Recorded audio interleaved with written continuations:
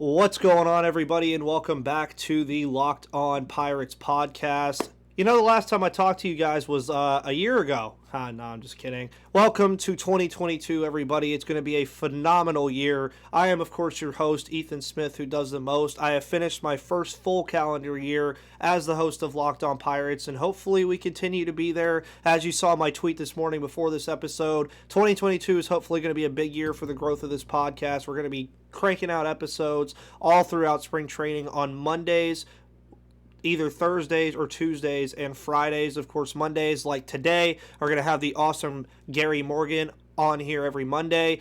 Adam is going to be here every Friday, Mr. Adam Bittner, and then you have the chance to be here on Tuesdays or Thursdays, depending on my availability and yours. I have said that in the past. I want to get a lot of guests on the podcast and have some fun. But on today's podcast, of course, we are going to be talking about New Year's resolutions for the Pittsburgh Pirates and what me and Gary are most looking forward to from the team heading into 2022. As you see on the bottom of the screen, if you're on YouTube, thank you, by the way, always, for making us your first listen of the day every single day. You can follow the podcast on Twitter at Locked On Pirates. Follow me on Twitter at MVP_Ethan. You can also follow on Apple Music, Spotify, Odyssey, and, of course, YouTube, wherever you get your podcasts. And with all that said, guys, welcome to 2022. It's going to be fun, and let's have a good episode with Gary Morgan today on Monday.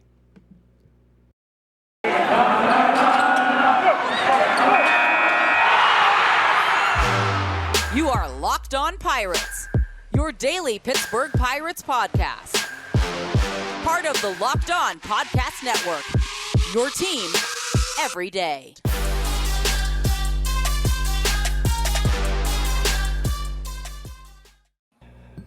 All right, everyone, and welcome back to the Locked On Pirates podcast. I am, of course, your host, Ethan Smith, and joining me as he does on every Monday, and it will be Mondays now because I am not, I don't think I'm going to be jet setting as much over the next couple of months to be gone on Mondays, is Mr. Gary Morgan of the DK Pittsburgh Sports Podcasting Network, which say that 10 times fast. But Gary, how are you doing today? And if everybody didn't notice, I did add the terrible towel for obvious reasons with what's going on later tonight.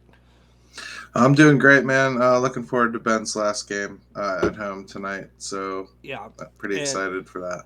Yeah, I really hope he just plays well. I think that's all I care about. We could lose. I don't care. I just hope he plays well. Because I don't know if anybody realized this, but if we do win tonight, we have to root for the Jacksonville Jaguars next week. So go Steelers. But the Colts are 0-6 in their last 6 at Jacksonville. So you never know what can happen. But as I always say, we are here to talk about Pittsburgh Pirates baseball at the beginning of January. Could never really figure out what's better than that, right? And, you know, of course, it's the beginning of January, which means we're in a new year. And New Year's resolutions are running abound. I have my own. I already have kind of stated them about this podcast, stated them about other things. We'll see if they hold. The podcast will hold, no matter that. But I also said I was going to get to the gym again this year, and we'll see how that goes. But for the Pittsburgh Pirates, they have to have some things that they say need to get better in 2022. I think everybody knows that. Everybody is looking at what can this team do and what should their resolutions be to get better in 2022. I say better in quotation marks because, again, this team is not a World Series team. It's not a playoff team. It's not a competitor yet. So what are some New Year's resolutions you think the Pirates should have that could make them theoretically better on the track to eventually getting back to that point? I think, for one thing, if they're going to sign anybody else, I think it needs to be a different class of signing. Mm-hmm.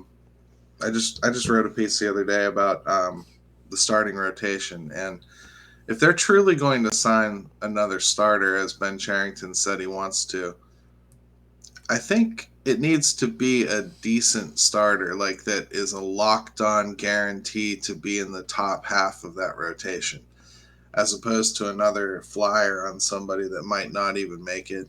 Mm-hmm. So to me, my resolution there is basically think like a winner. Yeah. If you want to really improve via free agency, go do it. If you just want to augment and add another roadblock to stop the prospects from coming up, don't bother. We don't need to see that anymore. No. I think we're past that. at this point. It's like we've seen this team rebuilding now since I'd say 2017, 2018. I think we're past that now. I'd rather see Will Crow stink than another Chase the Young come in and stink. Yeah. I don't need to see that. I think it's time to start seeing what the actual prospects can do. They've got a good amount of them now. It's not a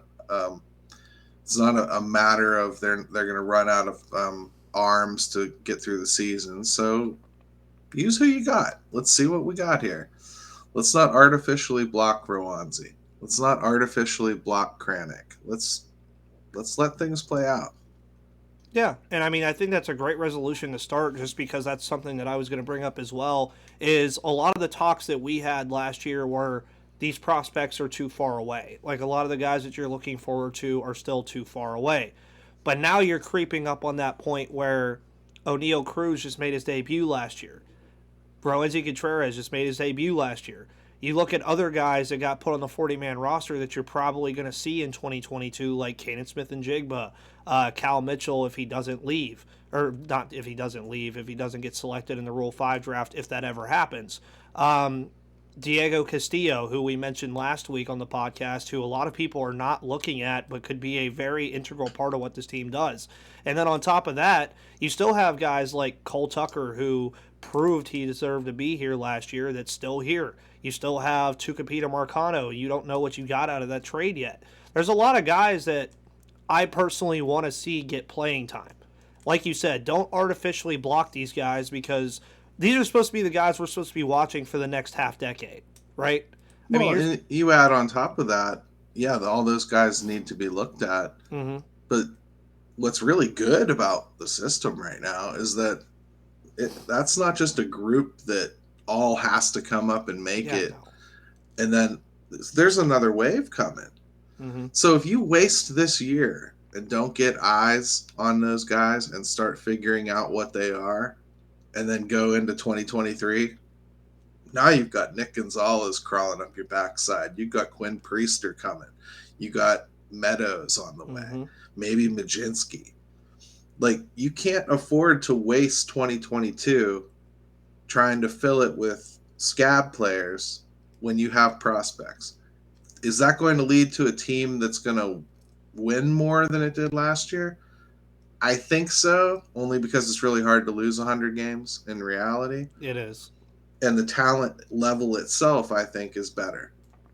But it may not.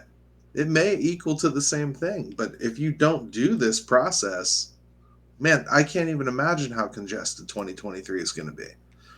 You think the 40-man decisions this year were tough. Wait until you see that. Yeah, I mean, and then the only problem is I feel like you're going to have guys, like you mentioned, getting looks at guys. I feel like you're going to have some of these younger guys just get jettisoned off the team because they never got the opportunity to play.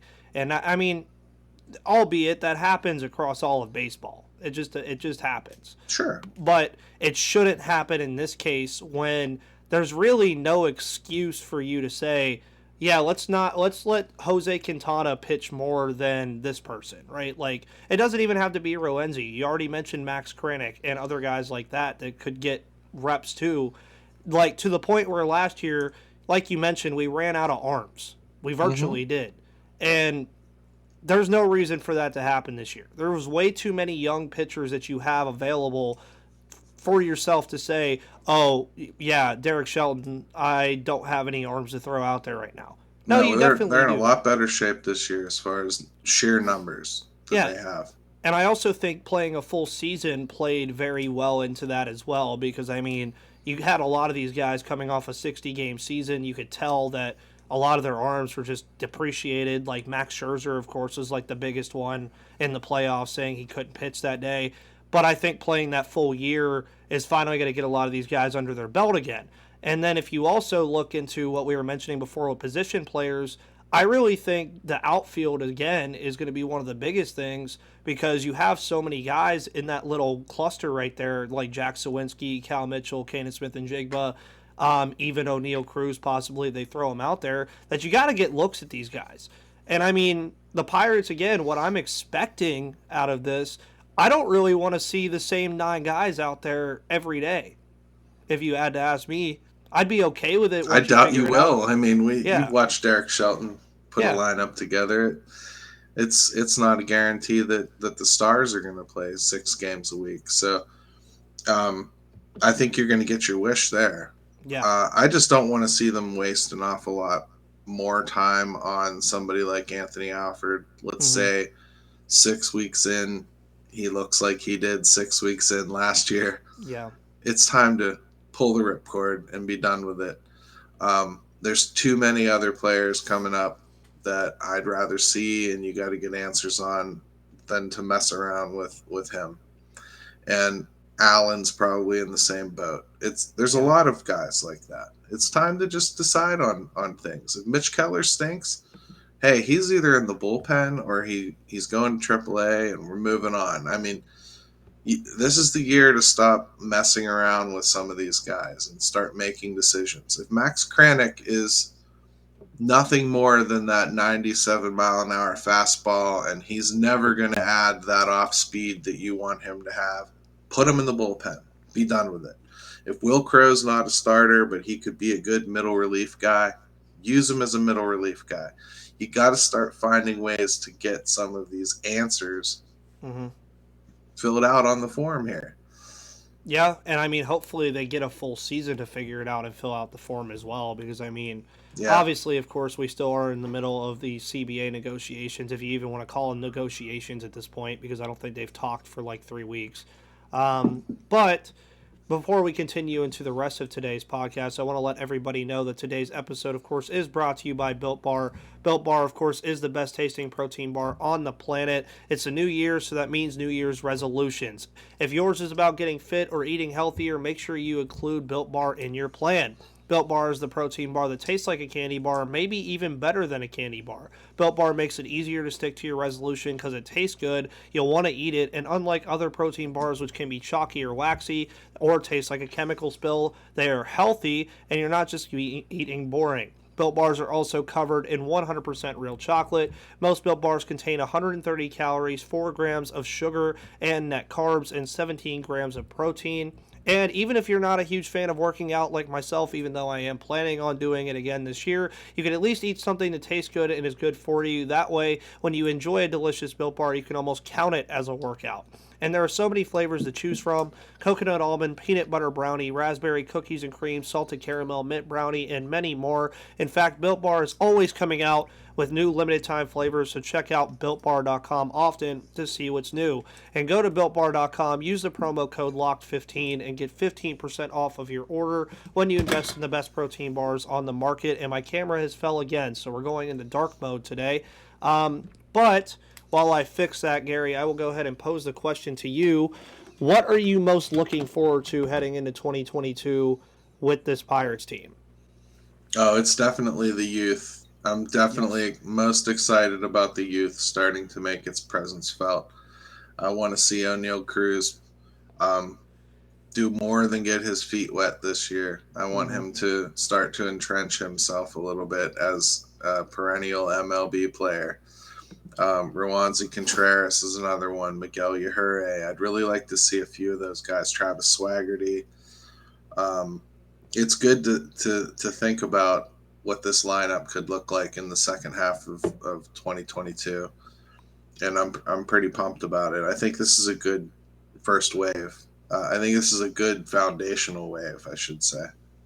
Yeah, and I think the foundation laying itself down is what I'm most looking forward to, just because, again, one of the biggest questions in every Pirates rebuild has been who is a part of the foundation. And 2022, and I would also say next year, are probably the years to figure that out. I mean, you have to figure it out eventually. You just can't sit there and say, oh yeah, we have a bunch of young prospects and they'll all work out eventually. Well, newsflash to anybody listening to this podcast, not every prospect works out. You want an example? Not saying it's Mitch Keller. He could easily turn it around, but he was a top 10 prospect in baseball and sure hasn't looked like it over the last 2 or 3 years. But as me and Gary have pointed out, realistically, last year was his first full year of being a pitcher. It really was. So in some retrospects, he's still a rookie. So there's guys too specifically that I want to see either fix it or take a step up. You already mentioned Roenzi Contreras, O'Neal Cruz. Mitch Keller, I want the kid to succeed so bad. He's a good kid. He works. From what I see, he works his tail off, and I mean, he's trying to figure it out. I want to see him figure it out. Diego Castillo, I want to see what he can do. Key Brian Hayes, we talked about before, I want to see him take that next step. I want to see him be able to hit that up and in fastball and continue to be the defensive beast that he is. Brian Reynolds, I want him to stay the all-star player that he is. I mean, there's a lot of different guys around this roster. You could go to every single guy on the 40-man roster and say something that you want to see about them. Sure. That is realistically possible, I would say. I mean, yeah, some of them maybe not, but if you get a little wild, but there's realistically, even off the 40-man roster, like if you bring up a guy like Mason Martin, you could really be talking about him having a very solid year and maybe sliding in there at the end of 2022 if he can make the climb a little bit. Sure. There's a lot of storylines to watch with this baseball team in 2022, and I don't think a lot of people realize that. I think a lot of people are just saying, it's another bad year, but this could be a turning point for the rebuild realistically, depending on how things go. This is just one of those years where I think you really kind of focus more on looking at your bingo card of building a roster, if you will. Mm-hmm. You know, you need certain things to line up and you need certain things to fall into place. And we've already gotten CF10 called. You know, we've got a good center fielder. We got a good third baseman. We need some of the other holes to start getting filled. And I do think we start to see that this year. I do. And I think we'll start to get some other things answered as well. Like, what do they think of Cole Tucker really? You know, do they really think he's an answer at second base? Do they think he's ultimately going to wind up taking over shortstop? Are they even going to potentially move one of them? That's something we're not even thinking about, is with this glut of prospects, they're going to end up moving somebody for somebody else. So you might have an answer that ends up getting moved out to fill another hole that you have. So anything could happen now. I think we're looking at real baseball trades starting to be on the horizon as this season progresses, as opposed to just plucking prospects. Yeah, and I mean, that's where I realistically think a lot of people, there are the critics of Ben Cherington, there are the Ben Cherington can do no wrong people as well. Let's just be honest here. Ben Cherington has done some things that were right, a lot more things that were right, and he has done some wrong things, but guess what? He's a human being and he's a general manager of baseball. He can't do everything right. But I think heading into that stratosphere where you're going to be talking about actual trades, I think that's when you're going to start seeing Ben Cherington do what he did best in Boston and Toronto. Because there was a lot of good trades he made in Boston and Toronto, like that you mentioned, that were like actual MLB trades that took those teams where they needed to be. I mean, I don't think the Pirates hire Ben Cherington on the premise of, oh, he won a World Series in Boston. They hired him on the premise of, how did he win a World Series in Boston? You could go hire anybody that won a World Series. You could go do that all you want, but how did they do it is how you end up coming to the situation where I think people realize this. Pirates are not the Red Sox. They don't have the money that the Red Sox have. They don't have the stature that the Red Sox have. They don't have a lot of different things. But what Ben Cherington has done now is he said, okay, well, if they don't have it, I'm just going to build my own team. Which theoretically, when he first got here, most of those guys in the prospect pool are gone. Most of the guys on the MLB roster that he had at that time are now gone. I think the only ones left are Kevin Newman, Cole Tucker, Brian Reynolds, and that actually is it. Mitch Keller? I think Chris that's Stratton. it. And Chris Stratton. Yeah, so it's only like 5 or 6 guys. So he's completely overhauled this roster, and I think it's time to start seeing, though, the overhaul take shape. And I mean, it's time to start letting the overhaul take shape. That's all. That's there has never been a prospect that succeeded that didn't get an opportunity. And that's the biggest issue that they'll have as we move forward here, is getting actual, real, meaningful opportunity for some of these guys. And I don't mean like a Will Craig 16 at bat adventure. I mean, That was like, a fun adventure. well, you got to get these guys up here and give them time to like actually try to become major league players. I think a lot of people forget Brian Reynolds, for instance. Well, first, he wouldn't have been up if it weren't for catastrophic injuries. Um, but he was not expected to stay in Major League Baseball. They expected to ship him right back to AAA, and he made it impossible for them to do so. It's very rare when a prospect comes up and does that. Mm-hmm. So if you're waiting on that every time they call up a prospect, prepare to be disappointed 99% of the time. When they call up prospects, be patient and wait and let them actually work through some of their problems. Some of them are going to come up like Rodolfo Castro and hit 5 home runs. Yeah, of course. But you see what happens after that. You just have to like have some patience with these guys and let them work through. They don't stink in the first month, and they're not great in the first month. I mean, yeah, you just got to be patient, and that's realistically, like, I think a lot of Pittsburgh. This is where I'll say this. I think a lot of people who watch Pittsburgh sports have gotten accustomed to seeing a Steelers rookie come in and immediately make an impact, or a Penguins rookie come in and immediately make an impact. So when they watch Pirates baseball, they think, okay, here's this prospect who's in their eyes a rookie that should immediately make an impact. And that's just not how baseball works. I mean, again, like you said, they don't grow on trees, but Wander Franco was the exception to the rule that you just mentioned. He got brought up, and he gave him no reason to send him back down.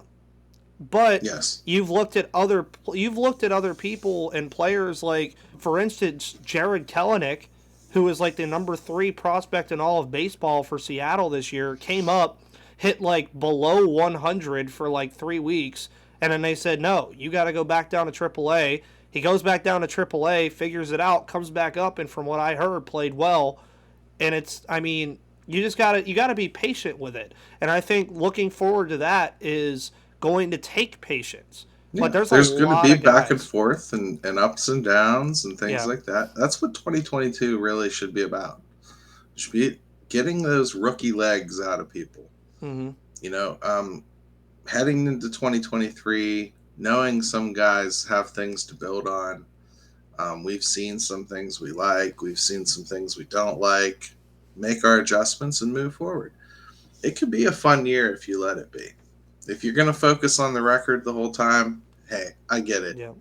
But I don't think it needs to improve all that much to feel a hell of a lot better going into the next season.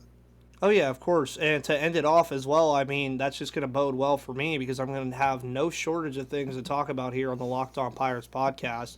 But everyone, thank you all for listening to the first episode of 2022 on Monday, January 3rd. Hope you all enjoyed it. Of course, thank you for making me your first listen of the day every single day. You can listen every day where you find your podcast. Follow me on Twitter at MVP Ethan and at Locked On Pirates. Of course, make sure there's an underscore in my name. You can also follow it on YouTube, Odyssey, Apple Podcasts, all that good stuff. And Gary, where can the listeners find all of your Pirates work as well? Everything I write is at InsideTheBucksBasement.com. My podcast is on the DK Pittsburgh Sports Podcasting Network. It's called the Pirates Fan Forum. Look it up anywhere you'd look up anything and you'll find it. And on Twitter, you can see it there at GaryMo2007. And also don't forget about the live Pirates Fan Forum coming up in a couple weeks. I will not be able to be there because I am like 650 miles away and have to pay for school tuition. So that'll be fun. But guys, thank you all so much for coming in today. As always, I am excited for 2022 as much as you are. And we are going to be here Monday, Tuesday, or Thursday, and Friday for the next couple of months. And then we'll be going back to 5 days a week whenever baseball starts again. So thank you all so much and have a wonderful rest of your Monday.